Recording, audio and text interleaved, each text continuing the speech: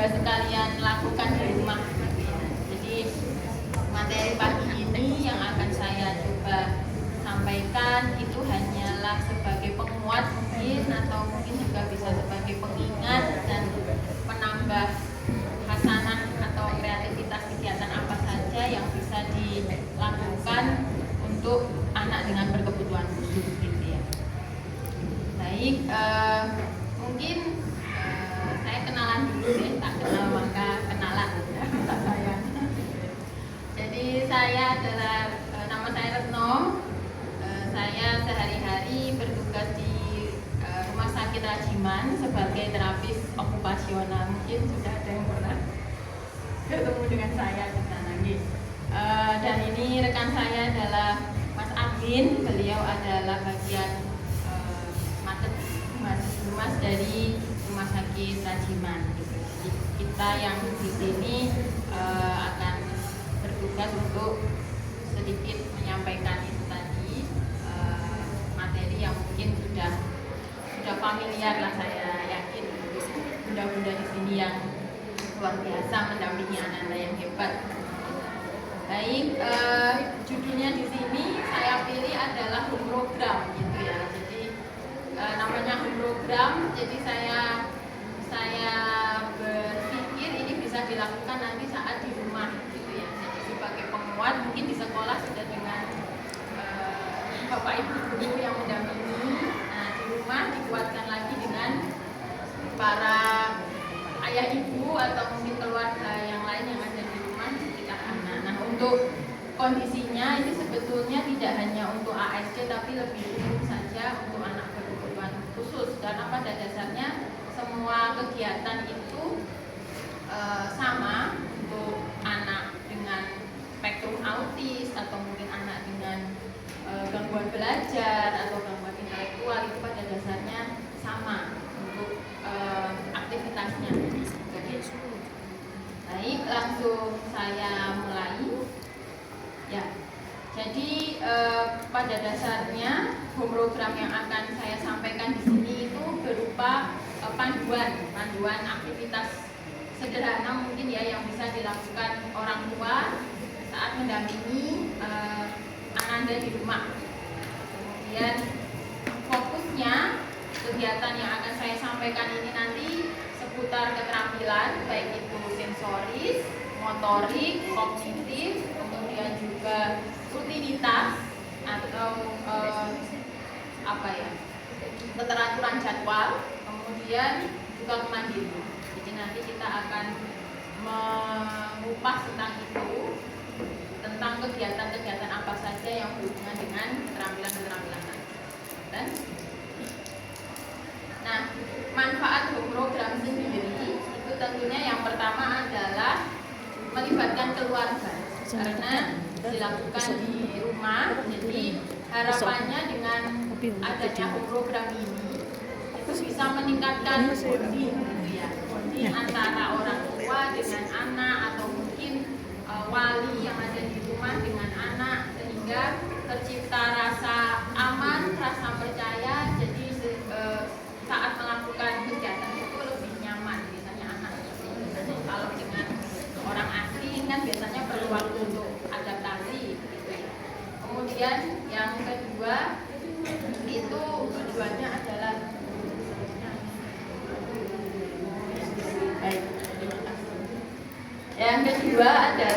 memperkuat keterampilan. Jadi harapannya dengan beberapa kegiatan di rumah itu akan dapat meningkatkan atau menstimulasi keterampilan-keterampilan yang sudah dimiliki anak agar lebih berkembang. Harapannya juga bisa bersinergi juga dengan terapis atau mungkin guru-guru yang sudah melakukan keterampilan itu di sekolah gitu. Jadi dengan adanya home program ini bisa ikut terus menstimulasi tidak putus di tempat terapi atau mungkin di klinik atau mungkin di sekolah. Kemudian yang ketiga adalah tentunya membangun rutinitas. Jadi pada anak-anak berkebutuhan khusus itu seringnya mereka akan melakukan sesuatu secara teratur, secara mandiri setelah adanya rutinitas. Jadi dengan kita memberikan home program, dengan kita memberikan aktivitas di rumah, harapannya anak itu akan terbentuk pola, gitu, pola jadwal, pola yang sudah teratur gitu, sehingga anak nanti akan otomatis mengikuti, kalau habis bangun tidur aku diajari mama untuk merapikan, setelah itu aku pergi ke kamar mandi. Ada anak yang memang seperti itu polanya. Jadi dengan adanya home program bisa diukur, itu bisa juga membuat aktivitas itu menjadi terjadwal atau rutin. Kemudian berikutnya manfaatnya adalah menyesuaikan dengan minat anak. Jadi nanti aktivitas itu disusun atau diberikan sesuai dengan kesenangan anak. Jadi bukan kesenangan kita. Oh kayaknya ini saya sukanya masak. Jadi anak harus ikut saya masak. Padahal anak minatnya bukan di masak mungkin ya. Minatnya bisa di mewarnai atau apa yang sesuai dengan hobinya dia. Nah itu kita sesuaikan di situ, tentunya dengan tetap konsultasi terhadap profesional, dengan profesional bisa guru atau terapis.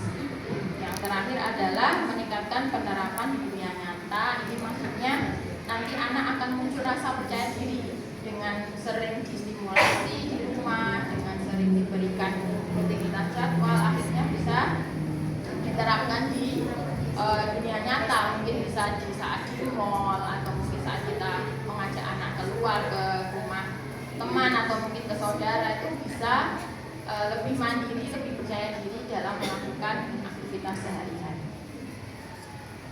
Nah ini yang pertama adalah kita langsung ke contoh jadwal harian. Ini hanya contoh saja, nanti mungkin bisa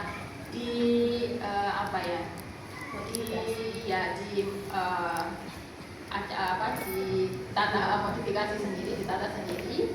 Jadi pagi itu misal tadi ya, setelah bangun tidur merapikan tempat tidur, kemudian mandi, sarapan. Ini mungkin yang usia belum sekolah ya, jadi di rumah diberikan aktivitas motorik. Nah itu nanti mungkin kita akan bahas selebihnya di slide berikutnya untuk aktivitas motorik itu apa. Siang mungkin ada waktu untuk 15-20 menit untuk belajar hal apapun ya. Kemudian sore itu bisa bermain sensorik atau outdoor, jadi yang di luar ruangan, jadi tidak di area rumah, mungkin bisa ke teras atau mungkin ada taman di sekitar rumah, bisa diajak untuk ke sana. Kemudian malam bisa untuk membaca buku dan relaksasi sebelum nantinya untuk tidur malam. Itu hanya contoh gambar. Nah ini kita lanjut ke aktivitas apa saja yang bisa dilakukan di rumah. Kita mulai dari aktivitas sensoris. Jadi bunda-bunda sekalian, kenapa kita mungkin para sedo di sini, kemudian para terapis, para tenaga ahli profesional yang lain selalu ublek-ublek itu tentang sensoris, karena ini adalah fondasi dasar bagi anak berkebutuhan, bukan bagi anak berkebutuhan saja, bagi kita ya, bagi kita manusia. Setelah sistem saraf pusat itu fondasi yang kedua adalah sistem sensoris. Jadi sensoris kita itu kan kalau kita kenal ada 5 ya, panca indera namanya. Nah di dalam ilmu yang terbaru yang piramida belajar, mungkin pernah membaca ya, piramida belajar itu ada 7. Jadi selain penglihatan, pengecapan ya, kemudian pendengaran, pembauan ya, taktil, itu juga ada proprioseptif dan vestibular. Jadi mungkin sudah sering ya dibahas tentang apa itu proprioseptif, apa itu vestibular. Jadi itu masuk ke dalam sensoris juga. Jadi tidak hanya indera peraba atau taktil, tapi juga proprioseptif itu berhubungan dengan kesadaran tubuh. Jadi anak kalau mau makan, kayak kita mungkin ya, kalau mau makan kita nggak harus lihat bendanya ya atau sendoknya, baru kita masukkan. Nah itu proprioseptivitas bekerja sudah bagus gitu ya, berkembang dengan baik. Nah ada beberapa anak yang makan itu belum bisa masuk ke mulut gitu ya, jadi harus sendoknya dibantu untuk masukkan ke mengarahkan ke mulut dan memasukkan ke mulut. Ada anak yang seperti itu, jadi proprioseptifnya memang masih perlu distimulasi. Nah, untuk vestibular itu adalah kemampuan untuk menyeimbangkan tubuh. Nah, pada anak-anak dengan berkebutuhan khusus, biasanya dengan speech delay kayak gitu, biasanya vestibularnya juga terganggu atau terhambat. Jadi kita memberikan banyak aktivitas yang mengarah ke sana, bisa jalan di titian, kemudian naik sepeda, kemudian naik turun tangga, kayak gitu. Itu bagus sekali untuk menstimulasi bagian vestibularnya. Nanti hubungannya apa ke depannya? Oh, itu kayak naik tangga, kemudian jalan titian itu hanya anak-anak saja yang ini. Nanti pas gede nggak mungkin kita akan jalan titian terus kan? Nah, hubungannya kalau vestibular dan proprioseptif itu nanti di tingkat atau puncak yang piramida yang lebih atas. Jadi bisa di kemampuan akademik, kemampuan komunikasi. Jadi misal kalau sekarang anak-anak belum bisa duduk tenang atau mungkin pegang pensil belum bisa lama, atau tipe garis coretnya masih tipis, nah itu berarti ada hambatan di situ, di sensorisnya atau mungkin di proprioseptifnya. Jadi biasanya kita arahkan untuk dia mau merangkak, lempar tangkap bola, itu bagus sekali untuk menunjang kemampuan akademik. Jadi misal tadi ya di contoh jadwal harian, nanti kan ada aktivitas outdoor ya. Aktivitas outdoor bisa sebelum belajar kita ajak dulu merangkak atau mungkin lempar tangkap bola biar anak lebih fokus dan siap saat ada tugas ini. Nah, kita menginjak ke sensoris ini yang ada di gambar itu lebih ke taktil ya. Taktil itu adalah berhubungan dengan indera peraba ya.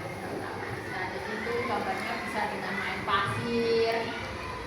Main pasir sendiri itu pun tidak hanya taktil sebetulnya yang bekerja, jadi ada visual ya, mata fokus, kemudian ada juga koordinasi dua tangan, jadi tangan kanan dan kiri itu kerja bareng. Kadang ada anak yang memang salah satu sisi itu masih belum maksimal, jadi hanya tangan yang dominan kanan atau tangan dominan kiri. Untuk anak usia di bawah 7 tahun memang itu masih tidak apa-apa gitu ya. Jadi dominan itu tidak perlu dipermasalahkan. Tapi memang untuk kedepannya setelah 7 tahun ke atas itu perlu untuk diarahkan. Jadi dengan cara memberikan aktivitas yang mungkin lebih menggunakan salah satu tangan untuk anak yang usia 7 tahun ke atas. Untuk anak yang ini yang masih kecil nggak apa-apa, misal senangnya tangan kiri, kuatnya tangan kiri. Kemudian ada mengelompokkan beras sesuai warna. Nah, di situ ada selain taktil mungkin juga kognitif juga ya, karena ada kemampuan untuk mengelompokkan sesuai warna. Kemudian memindah air dengan sendok itu juga butuh fokus. Kemudian butuh motorik halus, memegang sendok. Kalau belum kuat tangannya kan dia akan clumsy atau lemah. Itu kemudian mengambil benda di antara benih-benih jagung, biji-biji jagung. Itu bagi anak yang taktilnya atau sensorisnya mengalami hambatan, dia akan kesulitan untuk mengambil benda itu. Jadi mereka merasa aku sudah mengambil, tapi ternyata setelah diangkat biji jagungnya yang terambil, bukan bendanya. Jadi nanti mungkin di rumah bisa memanfaatkan benda yang ada di sekitar saja untuk memaksimalkan aktivitas sensoris ini. Bisa dengan beras, mungkin ayo Dek, kita sambil mama masak, adik ini yuk pindah beras dari mangkok satu ke mangkok satunya. Itu anak senang banget biasanya. Kemudian pindah air, biasanya main air kan paling seneng ya. Pindah air dengan spons yuk Dek yuk. Itu bagus untuk memperkuat motorik halusnya. Jadi anak lebih siap memegang pensil, kemudian lebih siap untuk mewarnai, lebih siap untuk bermain yang mengeksplor tangan. Kemudian bisa memakai slime atau play-doh yang teksturnya lebih lengket gitu ya, itu lebih bisa melatih takdirnya.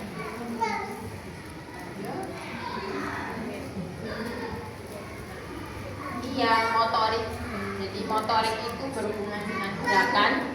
Yang ada di gambar ini adalah motorik kasar ya, lebih ke motorik kasar. Kalau motorik halus tadi sudah disampaikan dengan sensoris tadi ya, berhubungan dengan jari tangan.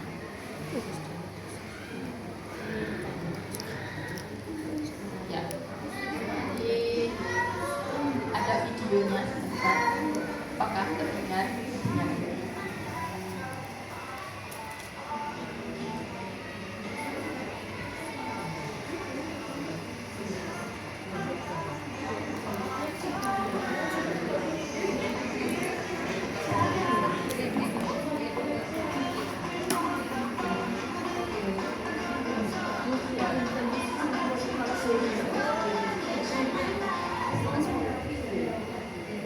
Ya, itu tadi video bermain halang rintang atau obstacle game.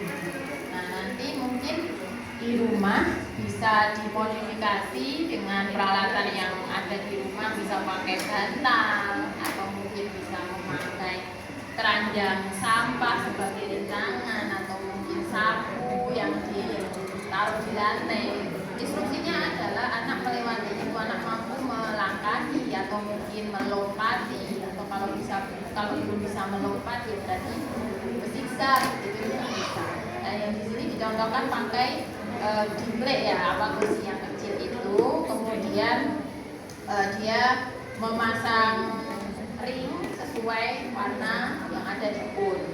Jadi bisa dimodifikasi nanti di rumah, bisa sambil, biasanya saya memberikan home program kepada orang tua itu nanti mungkin sambil mengambil makanan atau mungkin mengambil mainan di jalan itu dikasih rintangan ya mah, jadi anak nggak lurus-lurus aja tuh. Nah, jadi bisa zigzag atau mungkin dia melangkahi sapu atau mungkin melangkahi kursi atau mungkin juga bisa menginjak bantal. Nah, anak pada anak yang hambatan vestibular seimbangan berjalan di atas bantal atau guling itu sulit, jadi jatuh biasanya atau mungkin tidak berani kadang pada anak-anak yang memang masih perlu pendampingan. Kemudian ada gerak senam ya, jadi di rumah atau di sekolah itu kadang-kadang diajak senam, itu bagus sekali untuk melatih motorik anak.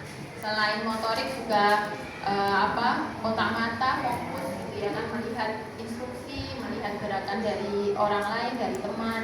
Kemudian lempar tangga bola yang tadi saya sampaikan itu bagus untuk meningkatkan kekuatan otot bahu, otot tangan yang hubungannya nanti di akademik yaitu menulis.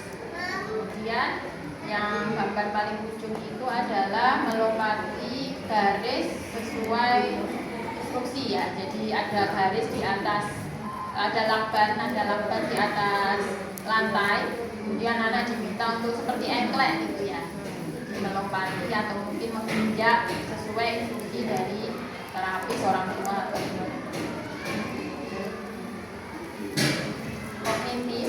Aktivitas kognitif di sini tentunya yang berhubungan dengan daya pikir ya, dengan atensi atau fokus, dengan konsentrasi, kemudian dengan pemahaman instruksi ya.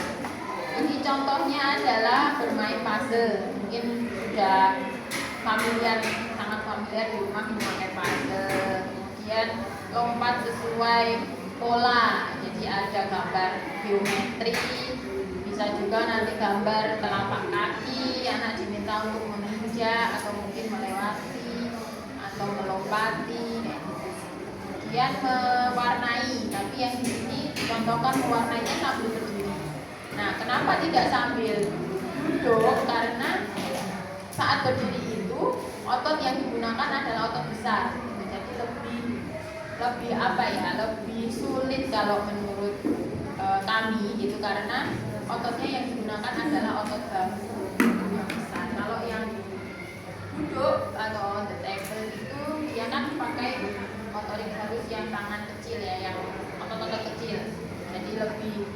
lebih ringan sebetulnya, tapi biasanya anak-anak itu kurang tertarik. Jadi kadang mungkin nanti di rumah ya bisa diselang-seling, misal nggak mau aku mewarnai di sini di meja, bisa dengan sambil mungkin sambil tengkurap.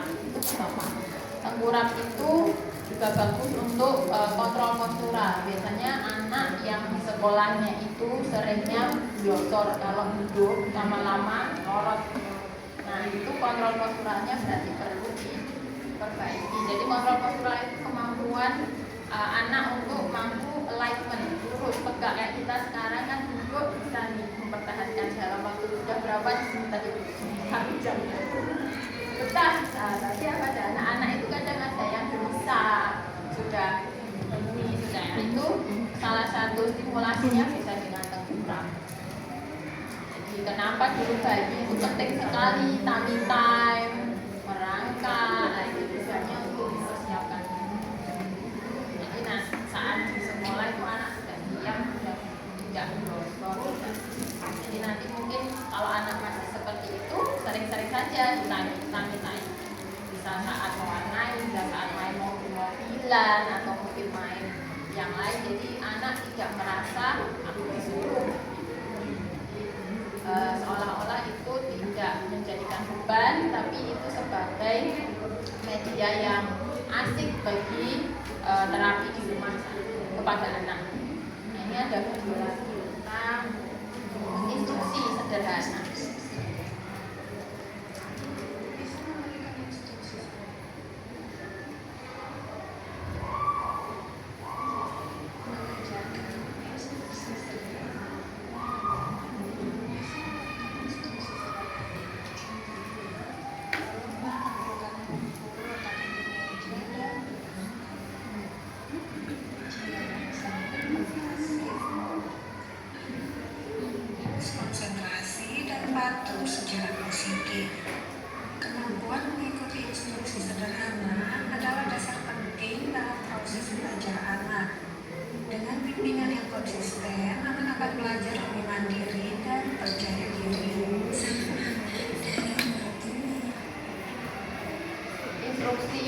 Tadi mungkin terdengar banyak gitu ya. Kadang ada beberapa anak itu yang diberikan 2 instruksi itu sudah ya bingung. Tapi yang mana dulu nih, akhirnya yang terakhir biasanya yang dilakukan. Contoh ini tadi adalah mungkin untuk anak yang sudah expert, anak ABK yang mungkin sudah usianya di atas usia sekolah dasar mungkin ya. Jadi tapi tidak menutup kemungkinan untuk anak-anak di sini sudah bisa dengan 2 instruksi dilakukan bersamaan, itu juga bisa. Caranya gimana? Kita stimulasi dengan sering-sering melibatkan anak pada instruksi sederhana. Di rumah sering diajak untuk ayo bantu mama masukkan baju ini ke kotak laundry, kotak baju kotor, atau mungkin ayo bantu mama untuk buang sampah. Mungkin tolong dong tutup pintunya, tutup jendela. Kemudian ditingkatkan lagi dengan 2 instruksi. Adik, nanti setelah minum susu, botolnya dibuang ke sampah. Jadi pelan-pelan. Memang secara pemberian itu harus bertahap dulu. Jadi ditingkatkan lagi dari 2 menjadi 3.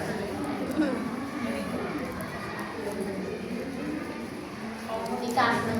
Jadi pada anak berkebutuhan khusus itu memang ada yang terhambat masalah komunikasinya, atau kita menyebutnya non-verbal ya.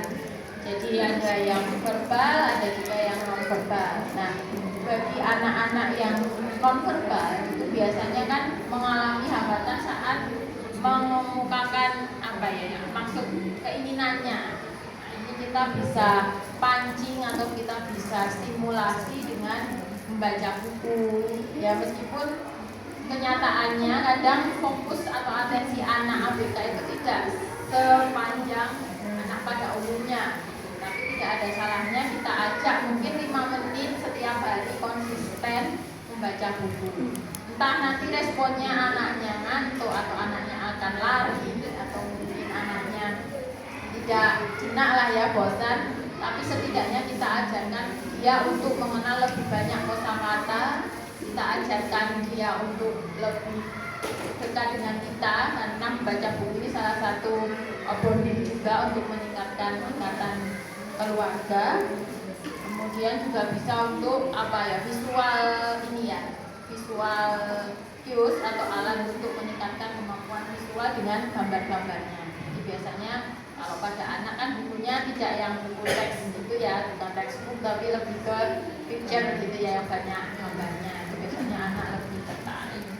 Kemudian bermain peran. Jadi kalau di rumah mungkin ada kakak lebih enak ya, jadi kakak berperan sebagai apa, atau mungkin adiknya berperan sebagai apa. Tapi misal tidak ada saudara, bisa dengan keluarga yang lain, misal berperan sebagai raja dan ratu, atau mungkin dokter-dokteran, masak-masakan kayak gitu. Itu bagus untuk melatih komunikasi. Meskipun responnya masih belum ada balik ya, beberapa anak yang verbal, tapi setidaknya kita mengajarkan anak untuk berempati, kemudian melihat di sekitarku ini ternyata ada banyak benda, kemudian lebih aware dengan lingkungan yang ada di sekitarnya. Kemudian yang berikutnya adalah permainan memilih benda. Jadi ini anaknya itu diminta untuk memasukkan benda ke baskom, benda apa saja yang sesuai instruksi. Itu juga masuk latihan komunikasi. Jadi di rumah mungkin ada mainannya banyak, tapi dia ternyata tidak mengenal mainannya.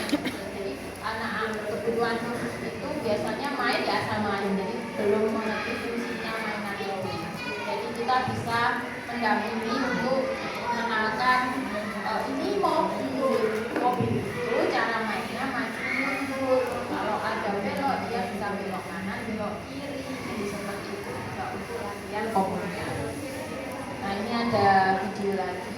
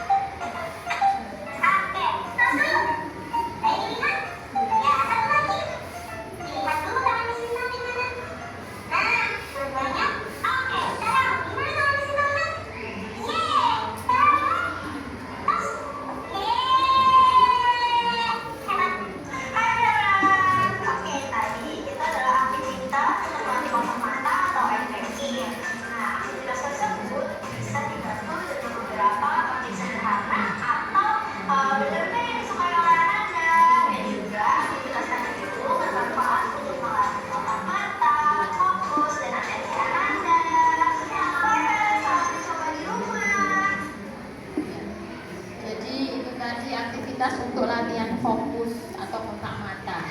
Jadi kontak mata itu selain kontak mata saat berbicara, itu juga ada kontak mata saat melakukan aktivitas. Eye kontak namanya ya. Jadi untuk agar anak bisa kontak itu tadi salah satu caranya dengan memberikan benda itu di depan mata. Ya, walaupun responnya hanya sekilas, setidaknya dia sudah ada respon untuk menatap benda itu. Nah, bisa misalkan kita ingin melatih agar anak mau lihat ke mata kita, bisa juga dengan menggunakan benda itu di depan mata kita dan mata anak. Jadi nanti penerapannya itu usahakan tidak lebih tinggi terapis atau orang tua, tapi sejajar, sehingga antara mata kita, mata anak dan juga benda itu bisa sejajar, sehingga anak merasa nyaman, tidak terlalu tinggi, tidak terlalu rendah. Itu tadi mungkin yang dicontohkan untuk aktivitas komunikasi. Nah, ini untuk berikutnya aktivitas regulasi emosi.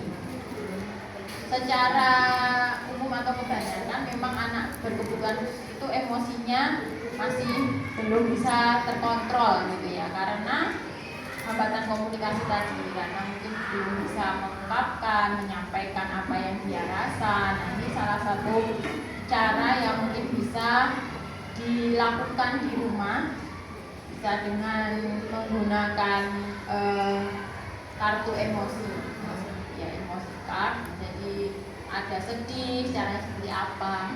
Biasanya kalau di kami itu menggunakan foto asli, itu lebih nyata. Jadi bukan kartu. Jadi misal mama atau papa berpose kemudian di foto, itu lebih nyata. Jadi nanti kita dikasih tulisan ini sedang sedih, sedang marah. Tapi misalkan kalau belum ada, boleh memakai kartu emosi yang ada di Google, banyak sekali ya. Tuh. Kemudian yang ruangan itu adalah calm corner atau ruang tenang gitu ya. Jadi mungkin nanti di rumah disediakan pojok. Kalau di sekolah mungkin ada pojok baca ya. Nah, ini ada pojok atau ruang tenang, pojok tenang. Jadi di situ isinya bukan hanya bantal dan guling atau mungkin matras yang nyaman, tapi diisi juga dengan benda yang sekiranya membuat anak itu nyaman ya, yang disukai. Misal dia sukanya nempel stiker, nah di situ dikasih stiker-stiker, nanti dia akan tenang saat menempel. Jadi di situ terserah anak diberikan waktu kayak time out gitu ya, itu untuk melakukan apa yang dia sukai. Bisa juga dikasih bantal kalau memang tenangnya dia tidur. Kemudian dikasih selimut, mungkin dengan dia memeluk selimut dia akan tenang. Itu namanya calm corner. Kemudian berikutnya adalah deep pressure. Nah, ini yang sering kami lakukan di rumah sakit gitu ya, bagi anak-anak yang sangat-sangat tantrum, kita berikan namanya deep pressure. Jadi ada itu anak datang, kondisinya itu kurang tahu, mungkin ada stresor sebelumnya di rumah, entah di sekolah atau di jalan. Jadi datang terapi itu dia tidak kooperatif, akhirnya tidak akan masuk materi terapi hari itu. Akhirnya kita awali dengan deep pressure, kita gulung dengan menggunakan selimut. Nah, itu efeknya karena tadi berhubungan dengan sensoris ya. Anak dengan gangguan sensoris itu akan merasa nyaman saat dia ditekan dalam artian diberikan kehangatan lewat selimut itu. Gitu. Jadi kadang ada yang merasa kok anak itu digulung kayak sosis gitu, tapi itu bukan itu sebetulnya. Poin utamanya adalah di deep pressure ini, memberikan anak ketenangan, kenyamanan seperti dipeluk kayak waktu bayi mungkin ya dibedong. Bisa juga kalau di kamar itu dengan roller, pakai bola digulung di tempat didirikan di atas, tidak pijet gitu ya, tapi pakai bola. Kemudian pakai kaos kaki kalau bisa memang ada sesuatu yang kurang nyaman di kaki, bisa juga dengan pelukan. Nah, pelukan ini yang paling hemat tidak dilakukan. Itu kalau anak tantrum dipeluk saja. Itu asal memang anaknya tidak membahayakan ya. Misalkan kadang ada yang menyakiti orang lain, ada yang membuang benda kayak gitu, itu diamankan dulu. Setelah aman baru kita peluk. Untuk waktunya berapa lama? Ini tidak ada batasan. Jadi sampai anak down, tenang. Biasanya kalau kita melakukan deep pressure di rumah sakit itu sampai anak tidur biasanya. Sampai tidur baru kita bilang.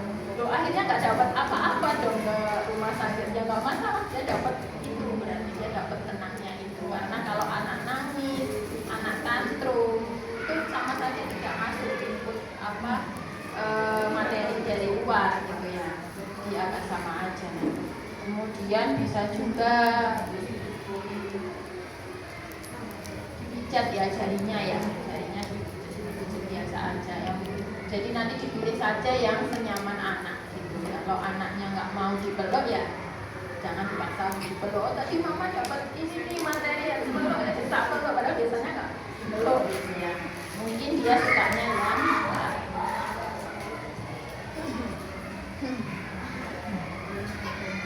nah ini untuk jadi dari semua aktivitas yang sudah dijelaskan di depan tadi, tujuannya adalah apa? Agar anak lebih mandiri. mandiri. Mandiri di sini bukan berarti misal dia harus berangkat sekolah sendiri, mungkin bisa, tapi itu nanti tujuan jangka panjang. Tapi mandiri dalam arti sesuai dengan tahap perkembangannya saat ini, sesuai dengan fungsionalnya saat ini. Nah ini tujuan dari kita memberikan stimulasi home program tadi. Nah ini contoh untuk latihannya, bisa dari aktivitas sederhana ya, seperti membereskan mainan. Setelah selesai bermain jangan lupa yuk dibereskan, tapi dia ternyata responnya kabur, apa-apa, kita ajak lagi, kita gandeng tangannya meskipun fokusnya masih kemana-mana, tidak apa-apa. Karena pada anak ABK itu akan terbentuk rutinitas. Kalau dia seringnya ya udah pergi aja tidak dilakukan, ya akan terbentuk seperti itu selamanya. Tapi saat kita memberikan kegiatan secara konsisten, rutin, dia akan terpola, dan itu suatu saat akan dia lakukan secara otomatis tanpa kita suruh. Itu biasanya seperti itu pada anak muda. Memang tidak instan ya, tidak langsung sekarang diajari besok dia akan bisa, karena anak berkebutuhan khusus itu perlu rutinitas tadi. Kemudian contoh lain adalah diajak untuk melakukan aktivitas sehari-hari seperti makan sendiri, atau mungkin kalau masih susah memilih makanan. Kamu mau pilih apa? Di rumah mama masak bakso sama soto, nah kita pilih mana? Atau mungkin kalau baju mau pergi, adik mau pilih baju warna merah apa kuning, nah itu bisa masuk ke aktivitas sehari-hari tadi. Kemudian aktivitas rumah ringan seperti tadi yang saya contohkan, seperti buang sampah, buka pintu, siram tanaman, yang sederhana, itu bisa menumbuhkan awareness ya, atau kesadaran dia terhadap lingkungan di sekitar rumah, kemudian mengajarkan tanggung jawab, juga mengajarkan rutinitas di keluarga. Secara prinsip home program itu adalah bahwa tadi ya, karena ikatan keluarga, jadi keluarga itu merupakan anggota penting dari tim home program itu untuk membantu kemandirian anak. Tanpa keluarga, home program ini tidak akan berjalan. Keluarga di sini tidak hanya keluarga inti, bisa juga keluarga lain yang sering berinteraksi dengan anak. Kemudian harus sesuai dengan kebutuhan anak dan keluarga dan bersifat fleksibel. Jadi tadi ya, disesuaikan dengan minatnya anak. Jangan menggunakan aktivitas yang sesuai dengan minat orang lain atau minat anggota keluarga yang lain, dan sifatnya fleksibel. Jadi misal sekarang kita mengajarkan lempar tangkap bola, tapi ternyata besok anaknya nggak mau, bosan dari kemarin sudah bisa protes ya, bosan gitu. Ya kita fleksibel, kita ganti dengan aktivitas yang sama seperti lempar tangkap bola. Misal bolanya dilempar ke keranjang sekarang sama mama, atau misal bolanya dilempar ke tembok aja deh kalau itu, yang tujuannya sama untuk latihan penguatan otot gabungan. Kemudian konsistensi dan kedisiplinan. Nah ini tadi ya yang akhirnya membentuk rutinitas. Jadi anak akan belajar jadwal harian yang rutin jika dilakukan secara konsisten dan disiplin. Kemudian penting, nah ini ya mungkin di MIT Aroihan sudah berjalan ya antara terapis atau mungkin guru atau psikolognya dengan orang tua yang terlibat, jadi ada komunikasi. Jadi tidak perlu khawatir di rumah aku mengapain ya, itu bisa dikonsultasikan dengan sedo atau terapis yang ada di sini, atau mungkin guru di kelas yang ada di sini. Saya harus memberikan aktivitas apa untuk mendukung perkembangan anak di sekolah. Nanti biasanya terapis akan membuat PR gitu ya yang bisa dilakukan. Nah berikutnya adalah perlunya kreativitas. Tadi ya hubungannya dengan fleksibel, jadi tidak monoton. Kalau aktivitasnya ini belum bisa ya harus ini dulu. Nah anak ABK kan bosen ya biasanya. Kalau sudah pernah itu kadang dia nggak mau melakukan. Jadi pinter-pinternya kita untuk kreatif, untuk membuat aktivitas itu menyenangkan dan menarik hadiahnya yang diganti, biasanya bola basket diganti bola yang kecil-kecil, atau mungkin waktunya kalau dia ternyata pagi itu kurang mood karena masih ngantuk jadi agak siang, atau mungkin juga tempatnya bosan di dalam ya ke teras, keluar yang ada hijau-hijau, macam-macam ya. Kemudian program merupakan program pengayaan untuk meningkatkan maturasi perkembangan. Jadi program ini penting karena untuk mengembangkan atau mematangkan itu tadi ya, mematangkan tumbuh kembang anak atau mungkin mendukung program dari perkembangan anak yang ada di sekolah. Jadi ini adalah sinergi ya, kerjasama antara klinik atau sekolah dengan program hidup. Tips saja bagi bunda-bunda sekalian di rumah.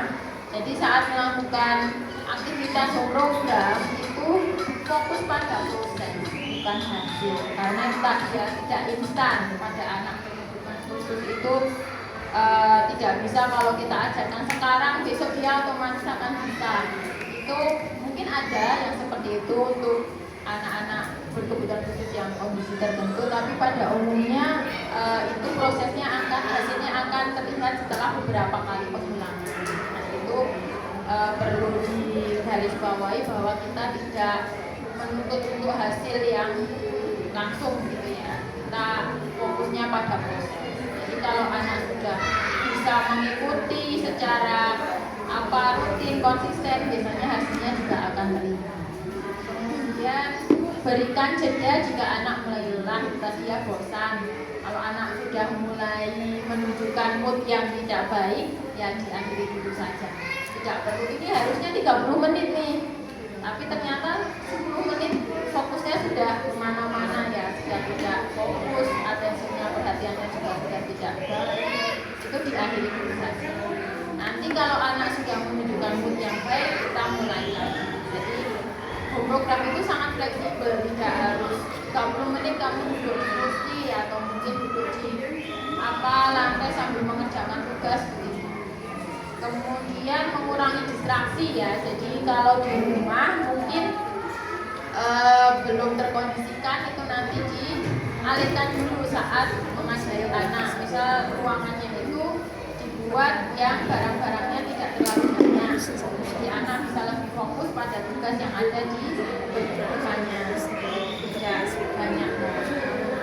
Kemudian yang terakhir rayakan ya, jadi berikan apresiasi saat anak itu berhasil. Entah sekecil apapun, bisa dari yang awalnya dia tidak mau kontak mata, tiba-tiba dia menatap mamanya lama sekali, itu bagian dari pencapaian ya. Jadi berikan apresiasi bagi anak-anak yang sudah berhasil. Nah ini kesimpulan.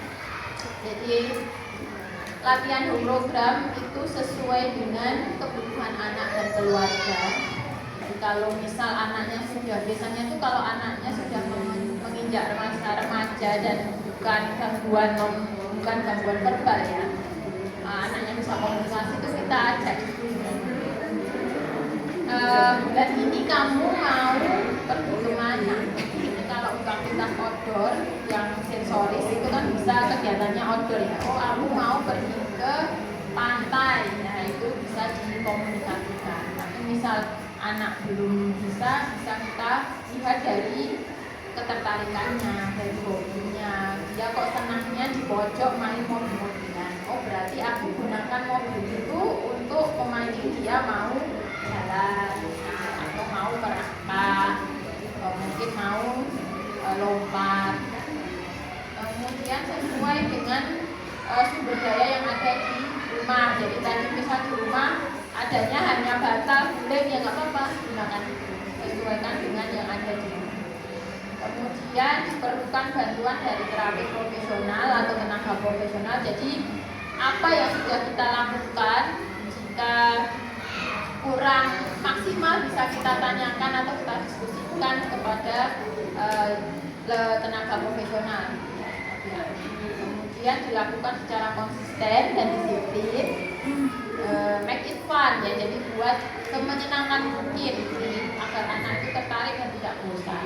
Kemudian nikmati prosesnya karena setiap anak memiliki kecepatan perkembangan yang berbeda. Ini yang perlu kita garis bawahi ya. Jadi antara anak A dan B ini tidak bisa disamakan. Itu 2 kali latihan terapi kok sudah bisa kontak mata ya, jadi kok perlu harus 5 kali. Nah itu bukan salah programnya, bukan salah anaknya juga, bukan salah kitanya juga atau orang tua, tapi memang kemampuan tiap anak itu berbeda-beda. Itu ya, Allah sudah sedemikian rupa kelebihan anak kita beda-beda. Ini kata-kata mutiara saja ya. Mulailah dari mana kau berada, gunakan apa yang kau punya dan lakukan apa yang kau bisa. Quran. Baik, sekian dari kami. Monggo kalau ada yang ingin ditanyakan atau didiskusikan. Banyak. Atau ya, Mas. Ibu, itu tadi sudah mendengarkan penjelasan yang dari Mbak Retno tentang program apa sih yang bisa kita laksanakan di rumah. Gitu. Nah, kami dari Rumah Sakit Raja Mangunkusumo mungkin yang biasa dikenal itu RSJ Lawang gitu ya. Nah, cuman dari tahun lalu kita bertransformasi menjadi rumah sakit umum dengan kekhususan jiwa. Jadi bukan hanya ada dokter jiwa aja, tapi juga ada dokter-dokter yang lain. Jadi mungkin bisa dilihat di sini. Kami mau memperkenalkan sedikit. Ada klinik RCU, penyakit dalam, saraf, anak. Jadi kita juga ada spesialis anak. Gitu. Mungkin kalau misalkan ibu-ibu butuhkan seperti klinik psikiatri anak dan remaja. Nah itu mungkin kalau misalkan dari sekolah kita tanamkan nilai-nilai, nanti di rumah ibu-ibu nyirami gitu. Kalau misalkan kami tenaga profesional dari rumah sakit itu siap membantu ibu-ibu memupuk supaya tumbuh kembangnya itu menjadi lebih baik lagi. Gitu. Dari klinik psikiatri anak dan remaja itu juga nanti mencakup ada fisioterapi, terapi bicara dan juga okupasi terapi. Gitu. Jadi rumah sakit kami sudah mulai berkembang menjadi lebih lengkap yang mungkin bisa menjadi jawaban kemana ya kira-kira kalau misalkan anak saya atau ibu-ibu juga atau suaminya atau keluarga yang lain itu ingin berobat. Gitu. Jadi kami memperkenalkan sedikit mengenai layanan kami. Gitu aja. Baik, monggo kalau ada yang ingin ditanyakan.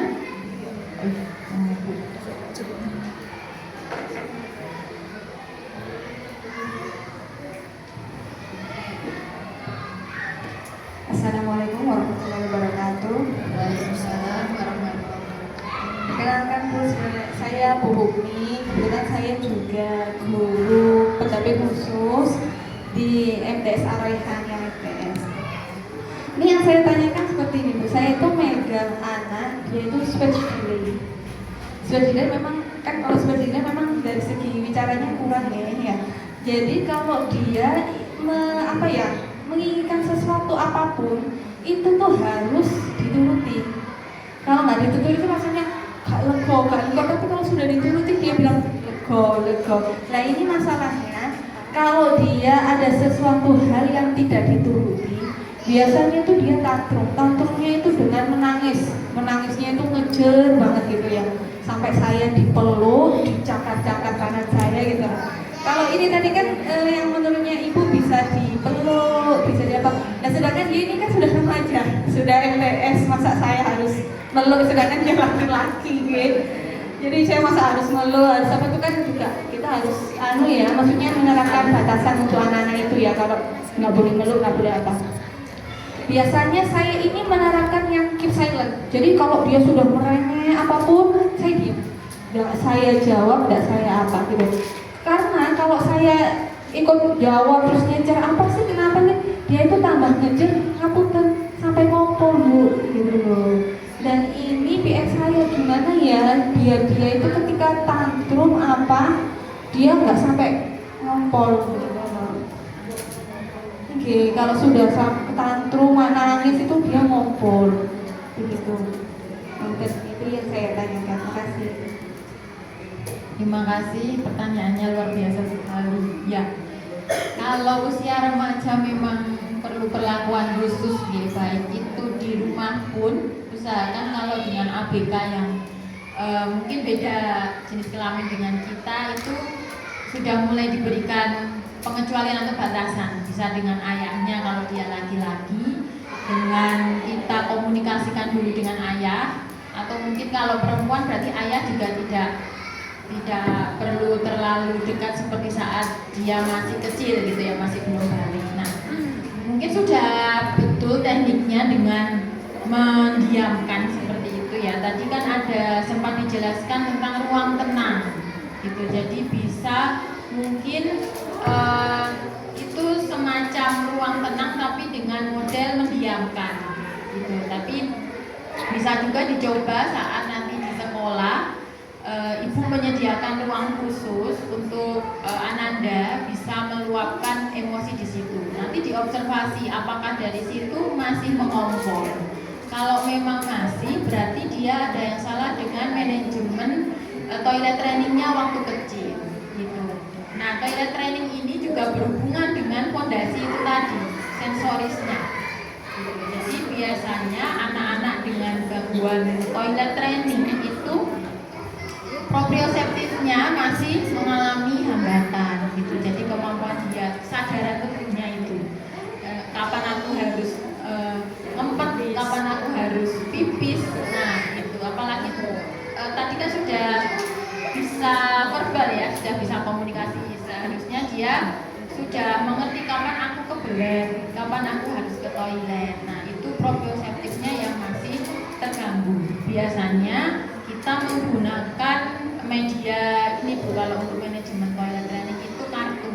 Kalau pada anak yang sudah verbal itu menggunakan kartu, bisa dengan kartu tahapan aktivitasnya. Jadi dikenalkan dulu saat kamu kebelet itu apa yang kamu lakukan. Oh aku pergi ke toilet. Di toilet kamu ngapain? Itu ada contoh gambarnya. Jadi bermain urutan aktivitas lah ya. Jadi kayak puzzle tapi bentuknya urutan aktivitas. Nah jika bisa dilatih seperti itu kok ternyata masih ngompol, berarti itu kita perlu bantuan dari ini sih, psikolog mungkin ya, dari alam bawah sadarnya itu. Jadi kita mulai dari tahapan awal dulu dengan memberikan ruang tenang, dicoba dulu. Misal dia tidak ada gangguan apapun, distraksi apapun, guru keluar, teman-teman juga tidak ada kan di ruang tenang, kita berikan aktivitas yang dia suka. Dari sekian banyak mungkin bisa dipilih yang sekiranya dia suka. Itu ditaruh di ruang itu, nanti diobservasi apakah masih mengompol atau tidak. Kalau masih, itu tadi pendekatannya bisa dari proprioseptifnya. Proprioseptif itu contoh aktivitasnya adalah dengan merangkak, kemudian lompat di trampolin, kemudian bisa juga jalan gerobak. Jadi itu bisa tapi dilakukan saat moodnya bagus ya. Jadi catatannya itu. Kemudian juga bisa kalau di rumah atau di sekolah ada tangga itu bisa. Jadi nanti misal pindah bola pakai naik tangga di sekolah. Jadi sebelum aktivitas jenengan bisa menstimulasi pakai itu biar anak lebih siap, lebih fokus, lebih nggak tantrum. Karena anak-anak tantrum itu biasanya juga mereka belum siap gitu saat memulai pelajaran atau kayak nonton. Nah, bisa ada lagi. Monggo yang lain silakan.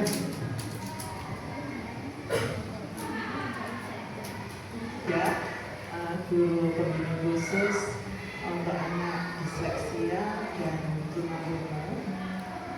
Saya ingin menanyakan ini cara membujuk anak yang ngambek gitu ya. Jadi ini yang disleksia kebetulan. Jadi sudah saya sampaikan. Sekarang kita belajar membaca gitu ya.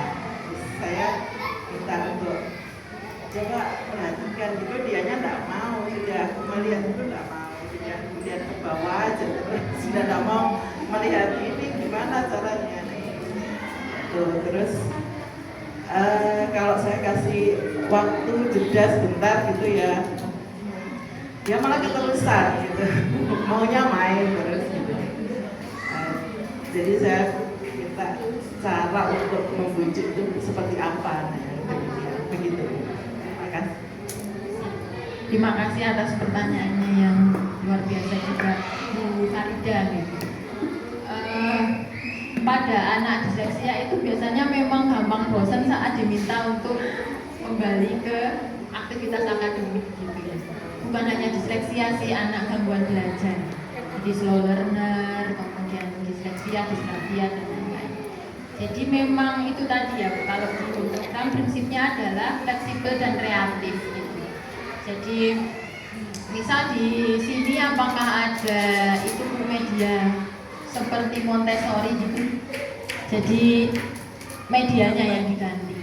Mungkin sudah betul tadi sebelum mulai kegiatan akademik kita ajak dulu untuk apa ya, kayak ice breaking gitu ya, permainan. Tapi ternyata masalahnya setelah diajak main nggak tambah fokusnya, tapi tambah nggak mau belajarnya gitu ya. Jadi medianya mungkin yang bisa diganti.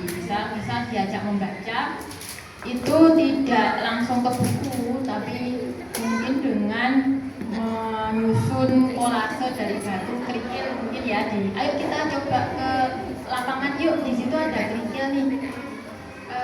Kemarin belajar huruf A ya, A itu gimana ya? Oh, A itu susun seperti ini loh, pakai kerikil seperti huruf A. Kemudian bisa juga pakai mungkin pasir, yuk kita tracing huruf A, tapi menggunakan media pasir. Mungkin di lapangan ada pasir, pak pasir gitu ya. Bisa juga media yang lain. Jadi kalau anak dengan duduk tidak suka, bisa dengan melompat kayak gitu. Bisa misal di lapangan disediakan apa ya, banner. Kalau nggak ada banner ya kita gambar aja pakai kapur gitu ya. Ayo sekarang kita lompat ke apa, huruf yang A, atau mungkin suku kata, mungkin ya suku kata B. Kalau dia memang sudah nyampe ke suku kata, kita lompat lagi ke sana, kita lompat lagi lah.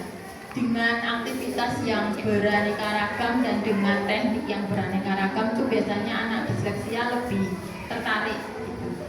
Nah itu besok kadang diulangi sudah tidak mau. Nah besok kita ganti lagi ya. Bisa dengan mungkin melempar bola. Ada beberapa keranjang diisi dengan huruf gitu ya. Coba lempar ke keranjang huruf A gitu, atau mungkin bermain mencari kata kayak juga, atau mencari huruf. Jangan kasih di ember itu banyak sekali kartu, pilih. Itu bisa jadi caranya juga. Mungkin di rumah juga bisa gitu bagi anak-anak yang memang fokusnya pendek. Aktivitasnya itu harus beragam gitu, walaupun tujuannya sama sebetulnya, memperkenalkan huruf abjad. Bisa pakai tracing, bisa pakai membuat kolase dari biji, dari kerikil atau dari apapun yang ada di sekitar. Bisa memakai tadi ya motorik kasar, lompat, loncat, lari. Ngoten? Monggo ada lagi atau Maka di bidang kelas 1 mau menanyakan, ini kebetulan kasusnya sama cuma beda hambatannya. Kalau yang Bu Eka ini yang dipegang itu tunagrahita, kalau saya ASD sama ADHD. Maksudnya satu anak tapi ya dua gabungan itu. Kendalanya adalah cara membiasakan anak ini untuk berbagi mainan. Jadi kalau sudah fokus sama satu mainan itu nggak mau berbagi, jadi harus itu terus saja. Kalau yang muridnya Bu Eka ini kan karena dia tunagrahita, kebetulan juga nonverbal, sehingga dia tidak bisa kita biasakan untuk pinjam. Ngomongin kan masih belum bisa ya. Jadi itu gimana untuk yang anaknya Bu Eka? Kalau yang saya itu, dia itu sudah paham konsep pinjam. Cuman pada saat saya bilang, iya temannya pinjam, itu dia nyambungnya kok aku yang pinjam, bukan teman. Itu bagaimana ya Bu membedakan antara pada saat kamu yang pinjam dan teman yang meminjam, itu bagaimana? Sementara itu dulu pertanyaannya. Terima kasih. Bu sinten Bu Atika. Nggih. Pertanyaannya luar biasa. Jadi ini hubungannya dengan perilaku berarti ya Bu ya. Perilaku berbagi. Jadi kalau pada anak tunagrahita ini ampun sipi. Oh. Grahita itu sipi bukan sipi. Kondisinya ID-nya di bawah ya. oh selalu menor. Oh gitu. Kalau perilaku itu memang yaitu konsisten. Teknik perilaku mungkin sudah pernah mengenal ABA ya. Apa terapi ABA itu konsisten dan rutin gitu kan, disiplin. Jadi perilaku itu kuncinya di situ dan itu harus semua melakukan, maksudnya semua di sini yang terlibat dengan anak. Jadi tidak hanya guru, tapi di rumah juga harus seperti itu. Satu visi itu kunci dari perilaku kalau mau sukses apapun itu. Jadi bisa berbagi atau mungkin salim, tos kayak gitu. Kalau tidak dibiasakan dan itu hanya di salah satu tempat atau hanya satu orang saja, misal anak tantrum yang satu yang satu itu tegas, yang satu enggak, nah itu juga nggak akan terbentuk. Sama dengan berbagi, mungkin di sekolah sudah diajari, tapi nanti di rumah harapannya juga akan mengajari hal yang sama. Itu nanti perilaku akan terbentuk di situ. Nah, untuk caranya, kalau berbagi itu biasanya dengan anak-anak itu kan lebih tertarik dengan contoh langsung sebetulnya. Jadi menggunakan media teman, misalnya dengan teman yang berbagi di depannya dia. Itu kemudian atau memberikan contoh kita sendiri yang berbagi di depan dia. Atau kalau masih mungkin belum tertarik, bisa dengan menggunakan kartu tadi ya. Jadi contoh kartu apa yang kamu lakukan saat kamu punya makanan kayak gitu. Mungkin di kartunya itu disuruh milih apakah ditinggal atau mungkin dibagi saat temanmu kesusahan misalnya gitu. Jadi menggunakan visual cues atau pembantu secara visual, bantuan secara visual untuk menjelaskan konsep berbagi, karena abstrak sebetulnya berbagi itu. Jadi ini kan ya, mereka tuh masih berpikir ya ini milikku, aku nggak mau berbagi. Itu mereka nggak salah sebetulnya, cuman dalam etika adab kita itu kan berbagi itu salah satu dari tata krama ya, tata krama. Kita harus mengajarkan juga, memang perlu. Jadi itu tadi sih dengan contoh, kemudian sebelumnya mungkin bisa dengan menggunakan kartu visual dengan gambar. Mungkin di internet banyak nih contohnya. Kemudian kalau untuk yang autis ini usia berapa Bu? 7 tahun, terus verbal ya? Ya verbal, dia secara kognitif itu sudah maksudnya paham. Cuma ringan berarti ya SD-nya. Cuma dia itu nggak bisa beda. Kalau misalnya saya bilang itu temannya pinjam, itu nyambutnya yo aku yang jadi nggak dipinjamkan. Ya itu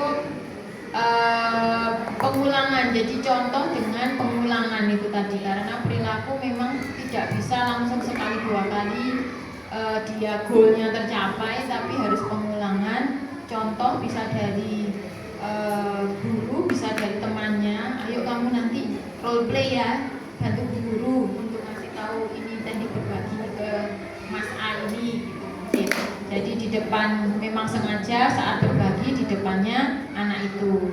Bisa juga kalau dia masih kurang tertarik ya itu tadi dengan kartu. Biasanya anak lebih senang dengan gambar-gambar yang ada di kartu ya daripada dengan temannya sendiri yang setiap hari dia lihat. Coba dulu gitu. Ya kuncinya harus kerjasama sih. Kalau perilaku itu nggak bisa dari jenengan terus, di rumah juga harus dilakukan.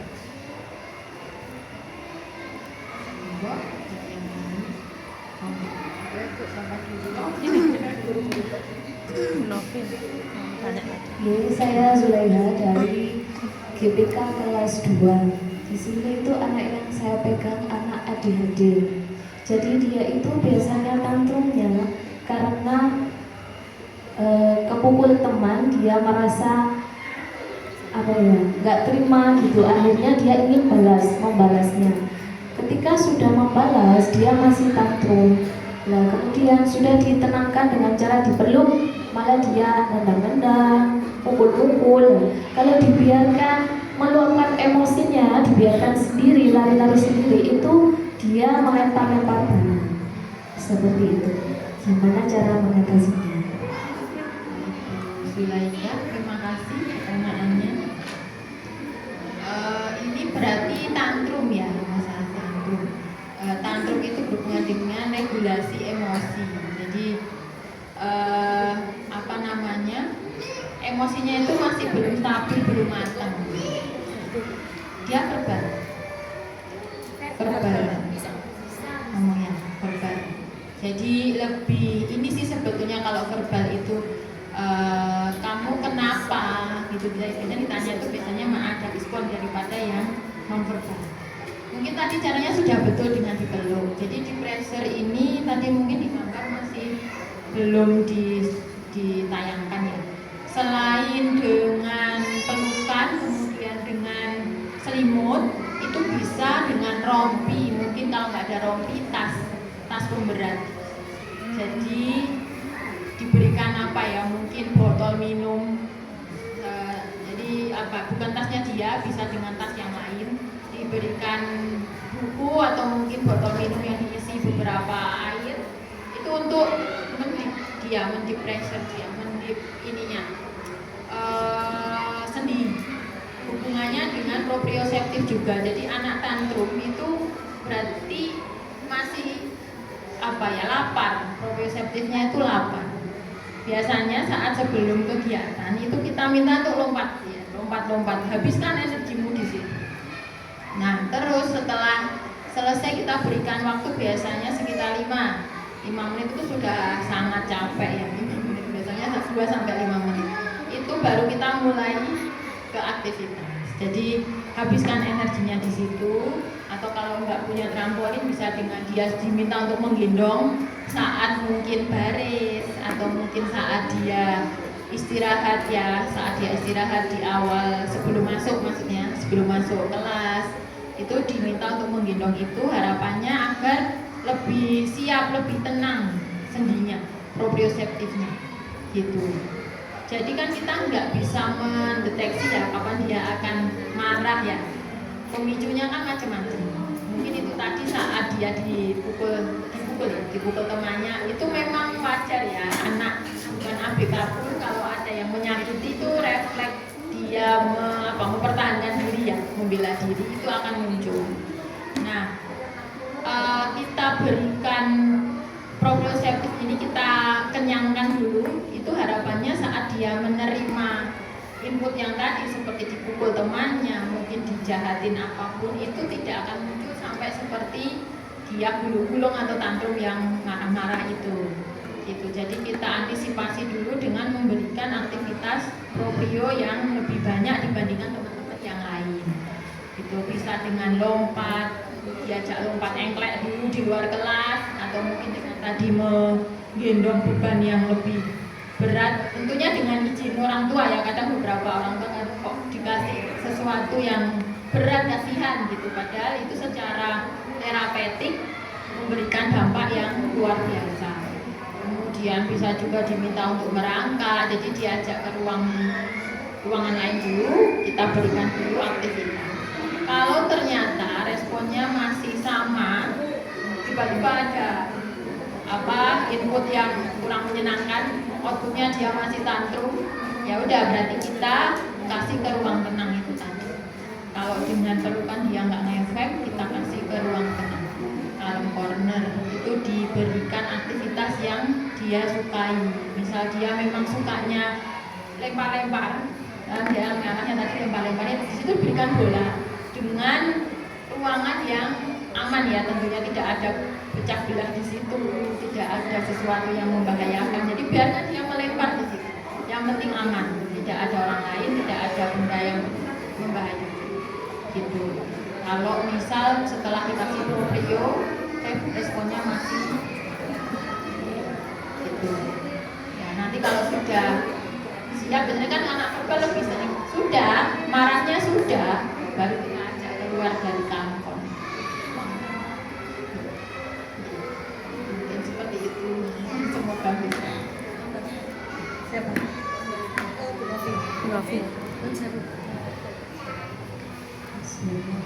Assalamualaikum warahmatullahi wabarakatuh. Waalaikumsalam. Perkenalkan, saya Novi, ibunda dari Ananda Fazil. Sekarang umurnya 12, kelas 5 SD. Fazil ini autis, tapi kayak keserempet sedikit gitu.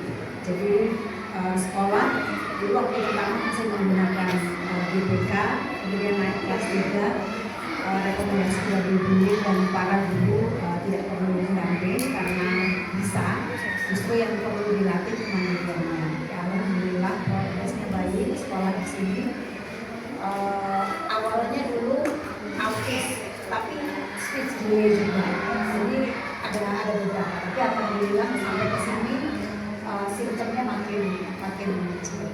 Nah yang sekarang ini lagi hit di rumah itu. Jadi dia ganti-ganti. Yang sekarang lagi hit itu kalau dulu kalau ada dia nggak nyaman lihatnya ada teman yang gangguin, dia marah. Tapi marahnya bukan kepada orang yang ganggu, dia sakiti dirinya sendiri. Sekarang sudah tidak. Sekarang sudah enggak, dia stop. Tapi sekarang dia sensitif. Misalnya kita nasihati, kan dia nulis itu sebenarnya bagus. Tapi kalau saya lihat, kalau kita udah nggak lihat, udah ambiar lagi tuh tulisannya tipis, kecil, tumpuk-tumpuk, dijejer semua kayak nggak ada spasi. Nanti kalau misalnya kita nasihatin, dia tiba-tiba nangis, terseduh-seduh gitu kayak orang tersakiti banget. Atau kalau misalnya saya bilang, kok nangis, Fazila? Kan saya selalu review, kenapa kok nangis? Kan mama ngomongnya nggak kasar, tidak dimarahin dia. Aku tahu itu untuk kebaikanku, aku tahu. Tapi aku juga tahu kalau ayam smart, saya bilang ayam smart gitu. Iya, tapi kan nulis nggak bagus, kasihan bukunya nggak bisa baca, saya bilang gitu.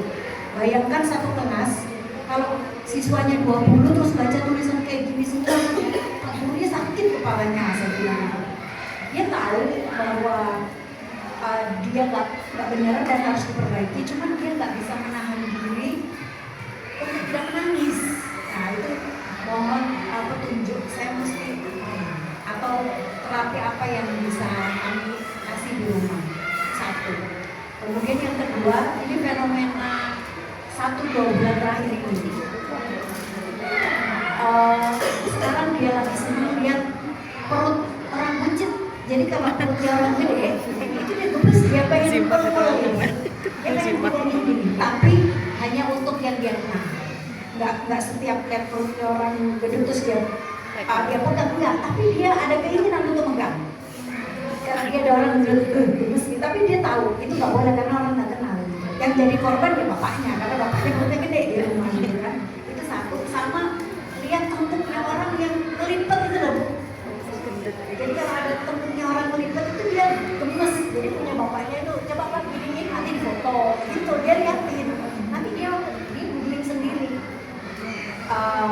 Ketertarikan terhadap tengkuk itu nanti dia cari di Google itu sakit apa gitu, dia cari sendiri. Itu. Nah, kalau kebetulan kakaknya sama mbak yang ngasuh dia kan langsing, nah dia kebetulan rambutnya panjang, dia suka belah itu rambut yang ngasuh sama kakaknya. Mbak tukang masak perutnya besar sama kayak bapaknya, itu yang full.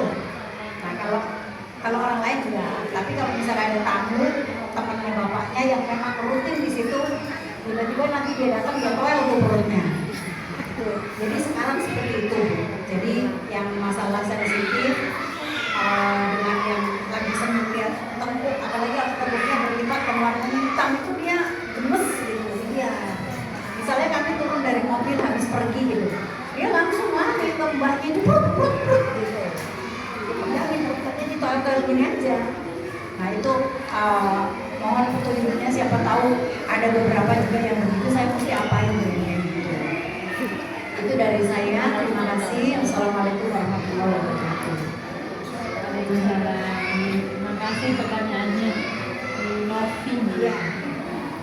pertama tadi tentang menangis ya, diberikan nasihat mungkin dia tidak bisa atau belum bisa untuk menahan air mata. Ngapunten sudah mubri, sudah 12 tahun.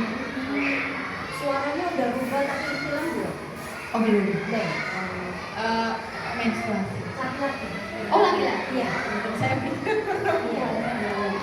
Nggih. Apa namanya? Mungkin itu juga bisa masuk ke fase emosinya ya, fase emosi dalam artian memang secara usia perkembangan, usia anak 12 tahun kita sudah memasuki fase sensitif ya. Jadi kalau apa namanya tidak nyaman sedikit, gitu dia akan merasa kok aku seperti ini ya, aku dijauhi misalnya kayak gitu, atau kalau yang di rumah kok aku seperti dimarahi, padahal mungkin tidak. Jadi apa namanya pendekatannya atau mungkin terapinya bisa seperti yang tadi sempat saya sampaikan dengan kartu emosi. Jadi saat menyampaikan ke anak itu, mama itu sekarang ada di fase ini, nah di kartu yang ini mama tidak marah. Terus apa yang sekarang fase rasakan apa sekarang? Aku di fase kecewa mungkin, jadi lebih ke kalau mungkin sekarang dia belum bisa menyampaikan secara langsung, bisa menggunakan kartu emosi dulu, atau bisa juga kalau anaknya suka tulis, coba dengan metode terapi menulis itu, yang saat dia merasa sedih dia tulis apa aja yang dia rasakan saat itu bisa untuk menguraikan emosi juga untuk anak.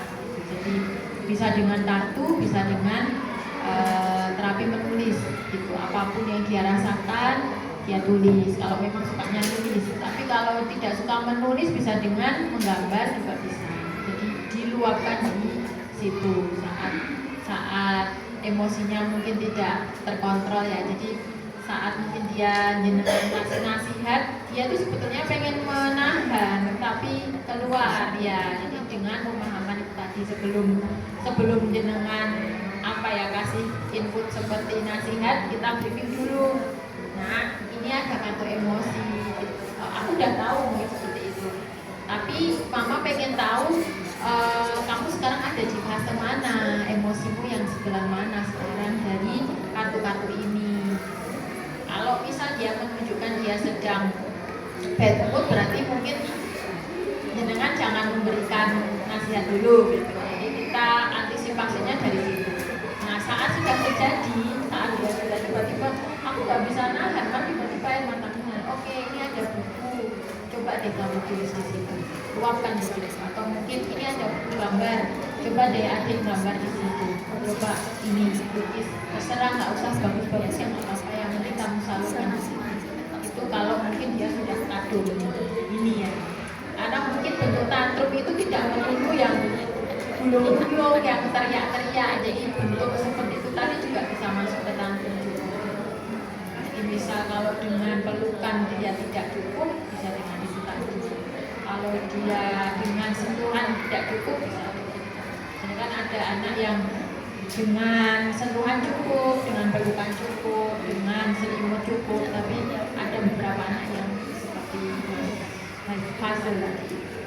Kemudian dengan gemes-gemes ya, itu kan berarti dengan keterampilan kemampuan taktil ya, lebih ke sentuhan ya.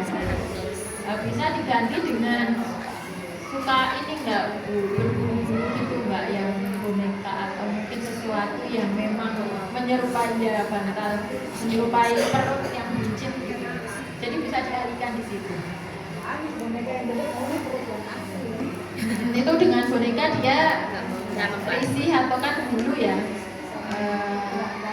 nggak risih ya, nggak mau harus dengan perut asli. Itu masuk ke perilaku juga sebetulnya. Jadi diberi pemahaman mungkin kalau sekarang sudah gede, kemudian perut buncit itu bukan sesuatu yang perlu digemes-gemes. Kalau gemes-gemes bisa pakai bantal atau mungkin sesuatu yang bisa Remas. Gemes, remas. Jadi kalau hasilnya gemes, lihat perut, remas ini, jangan remas perutnya ayah. Jadi pengulangan repetisi dari itu tadi ada perilaku. Jadi bukan apa ya, pengalihan berarti pengalihan. Bisa saat kemanapun itu dibawa, misal bola plastik kecil, jadi saat ada konflik, ayo remas itu. Nah, nanti lama-lama biasanya akan berkurang, bahkan juga bisa hilang. Sebetulnya saya belum pernah menjumpai siput. Mungkin alternatif siapa tahu bisa. Dan sekarang udah akan menerapkan punishment, jadi kan dia satu hari itu boleh main iPad 1 jam. Jadi kalau dia kayak gitu hari itu hangus, nah itu kan dari kita. Nah yang mbaknya ini kadang-kadang suka karena mbaknya juga deketin anaknya senang gitu, jadi takutnya nggak ngaku gitu. Dia bisa dikasih tahu pokoknya kalau pegang awas ya, pegang papa sekali lagi iPad papa ambil. Nah, itu bisa dikasih tahu. Termasuk juga waktu kita nasehatin dia nangis, kan saya selalu nanya, aku tahu mama nggak marah sama aku tahu mama nasehatin, aku tahu aku melakukan kesalahan dengan tulis nggak bagus, tapi mama tahu kan ayah smart. Iya, mama tahu kalau aku smart. Oke, jadi nanti aku akan perbaiki. Tapi ya nanti balik lagi. Alhamdulillah dia gampang, walaupun nanti saya kayak gitu, dia nggak suka dipeluk dari depan, tapi dia dipeluk dari belakang. Kita usap punggungnya dia. Berarti sudah menemukan lah ya cara untuk mengantisipasi itu dengan pelukan mungkin sudah cukup. Tapi jika misal ternyata masih berderai air mata, bisa itu Nanti setelah nangis kalau sudah bisa langsung ketawa. Sebetulnya regulasi emosinya sudah cukup oke kalau menurut saya, karena dia tahu kapan saya sedang apa, saya sedang menangis. Kenapa kok menangis? Karena tadi mama seperti ini, kan jarang ada anak-anak yang seperti itu. Kemudian dengan pelukan, oh aku bisa tenang kalau aku dipeluk mama kayak gitu. Kalau untuk yang gemes-gemes ya itu kalau dengan punishment sudah bisa, alhamdulillah ya. Dan penegasan berarti kan dengan hukuman pengurangan itu tadi ya, dia akan berpikir sendiri biasanya kan, oh aku kalau ngelakuin ini aku akan nggak dapat ini ya. Saya Nurani, saya orang tua dari anak berkebutuhan. Mau tanya, itu kan anak saya kalau lagi sedih, kecewa atau habis dimarahi gitu, langsung meluk erat gitu. Kalau ada di rumah, ada di sekolah kan ada ibu pendamping. Cuman kalau pas sama temennya diejek atau gimana itu langsung responnya itu peluk juga. Jadi kan mungkin sampai temennya itu risih atau gimana, soalnya kan meluknya itu erat gitu loh. Atau pas ada di mana saja atau di keramaian, anak ini lagi sedih atau kecewa atau diejek itu bisa meluk siapa saja gitu, dengan erat. Terus gimana ya cara solusinya? Terima kasih. Baik, terima kasih. Masih dengan regulasi emosi berarti ya. Dia mungkin cara pengalihannya dengan itu, dengan memeluk siapapun yang ada di dekat dia gitu. Karena itu yang membuat dia nyaman. Mungkin saat sebelum sekolah, saat masih balita atau apapun, cara untuk mengcoping stresnya dia seperti itu, dengan dipeluk. Jadi akhirnya dia belajar dari rutinitas itu, dari kebiasaan itu untuk diterapkan saat dia di sekolah. Nah mungkin salah satu cara yang pertama adalah pengkomunikasian. Jadi teman-teman yang ada di sekitarnya juga perlu tahu bahwa anak si A ini, anaknya jenengan itu akan memeluk. Nanti kalau kamu dipeluk ini jangan kaget ya, karena itu adalah bentuk dia untuk dia bisa kembali nyaman, bisa kembali tenang. Jadi perlu dikomunikasikan pertama kepada temannya, karena tadi kan dia memeluk ke siapapun, tidak hanya orang yang lebih tua atau lebih dewasa. Kemudian tentunya guru juga harus dikomunikasikan gitu. Nah, terus untuk ini tadi pertanyaannya bagaimana agar tidak memeluk atau gimana nih? Takutnya kan kalau nggak ada gurunya, kalau nggak ada orang tua, kalau menurut siapa saja kan pasti risih Bu. Iya. Soalnya itu erat, sambil nangis, terus gini-gini loh. Ya, berarti Ya, kalau ya, Iya, kalau sama diusap-usap. temennya kan gimana, apalagi mungkin temennya itu yang ganggu atau gimana Iya. gitu. Ya, yang ganggu yang dipeluk. Oh, yang ganggu. Iya, jadi kan tambah risih gitu. Iya, akhirnya nggak jadi ganggu. Oh, tadinya dia kayak gitu. Stop. Ya itu tadi bisa dengan komunikasi itu. Kalau misal anak masih belum tahu, berarti mungkin lewat gurunya mungkin ya. Jadi guru di kelas itu kan lebih sering ya interaksi dengan anak yang ada di kelas. Jadi pelan-pelan teman kita ada yang berbeda, misal saat dia merasa kurang nyaman dia akan memeluk kalian, nanti mohon kerjasamanya ya, kayak gitu mungkin bisa dikomunikasikan. Terus kalau untuk anak mungkin hubungannya dengan perilaku tadi juga ya, saat merasa tidak nyaman mungkin kamu perlu pengalihan selain memeluk, misal ya itu tadi dengan mungkin membawa, di sini diizinkan loh ibu membawa benda dari luar atau mungkin boleh ya itu bisa dengan pengalihan itu, tapi tentunya pelan-pelan ya, maksudnya mungkin karena dia sudah terbentuk pola yang seperti itu, memeluk orang lain dengan acak, dengan random, kemudian diganti ke benda, mungkin perlu pengulangan lebih banyak gitu ya. Jadi harapannya saat dia merasa nggak nyaman, dia bisa mengalihkan ke situ. Memang nantinya akan ketergantungan, tapi setidaknya tidak ke orang lain, karena nggak semua orang kan mau menerima. Gitu. Kalau dengan komunikasi temannya sudah menerima, mungkin bisa. Tapi kan nanti naik kelas, kemudian lulus dari sini, kan nggak mungkin dengan orang yang sama. Bisa dengan mengalihkan ke benda yang lain. Atau seperti tadi saya ke Novi ya, bisa dengan mungkin kalau dia suka gambar, coba Dedek kalau ada yang ganggu kamu langsung lari ke situ, kamu gambar atau coret-coret. Kalau yang paling simpel ya ini pengalihan ke benda dulu. Gitu. Dananya suka pas dan malam yang dibentuk-bentuk.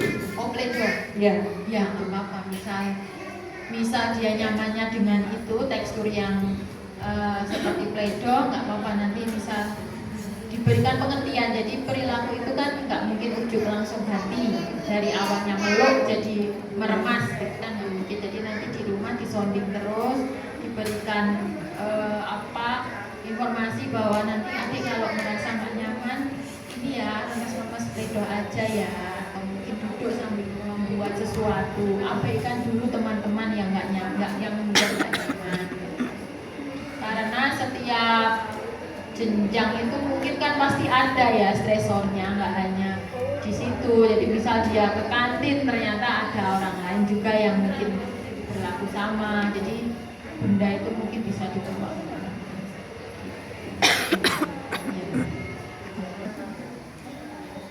Baik, terima kasih sekali atas atensi yang luar biasa dari tanya jawab ini. Tadi saya bisa menyimpulkan bahwa panjenengan semua ini adalah bunda-bunda pilihan ya, insya Allah, yang sahabat sekali, atau guru-guru pilihan juga yang mendampingi anak-anak hebat semuanya. Dan saya yakin aktivitas tadi adalah sekelumit saja.